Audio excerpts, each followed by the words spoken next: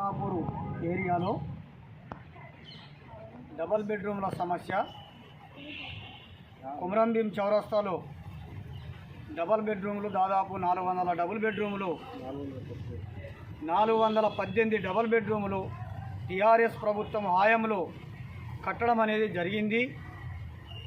అప్పుడు కలెక్టర్ గారి మిగతా అధికారులు, జిల్లా అధికారుల ఆధ్వర్యంలో ఫంక్షన్ హాల్లో ఏర్పాటు చేసి డ్రా సిస్టమ్ పెట్టడం అనేది జరిగింది.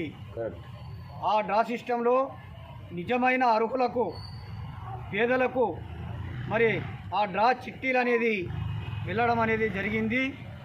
ఇది మాకు నిజంగానే న్యాయం జరిగింది, ఈ అధికారులు న్యాయం చేశారు, ఈ పాలకులు న్యాయం చేశారు అనేటటువంటి ఉద్దేశంతో ఉన్నటువంటి పేదలు మరి సంతోషించడం అనేది జరిగింది. అవి వెళ్ళిన తర్వాత ఈ యొక్క ఉన్నటువంటి పాలకులు ఏం చేశారు, వీటిని ఉల్టాపల్టా చేసి వాటిని అమ్ముకోవడం అనేది జరిగింది. నిజమైన అర్హులకు అన్యాయం జరిగింది, వారి గోడుమని ఏడవడం అనేది జరిగింది. ఇంట్లో ఉన్నటువంటి వాళ్లకు, భూములు ఉన్నటువంటి వాళ్లకు, ఆస్తి పాస్తులు కోటేశ్వర్లకు అమ్ముకోవడం అనేది జరిగింది. దీనిపై పోరాటాలు జరిగినాయి, ఫిర్యాదు చేశారు. మరి ఇక్కడి నుండి హైదరాబాద్ వరకు సీఎం దృష్టి వరకు, సీఎం దాకా కూడా తీసుకెళ్లడం అనేది సమస్యను జరిగింది.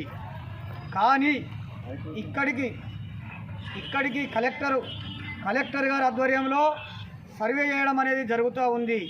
ఇప్పటికీ ఆ సర్వే జరుగుతుంది, కానీ సర్వే మాత్రం నిజమైన సర్వే కాదు, అది దరిద్రమైన సర్వే, అది ఫేక్ సర్వే. ఆ సర్వే కరెక్ట్ కాదు. ఎందుకనంటే తండ్రి మీద పేరు రాయించుకున్నారు, డబుల్ బెడ్రూమ్ పేర్లు, కానీ భార్య పేరు మీద బిల్డింగులు ఉన్నాయి, భార్య పేరు మీద ఆస్తులు ఉన్నాయి.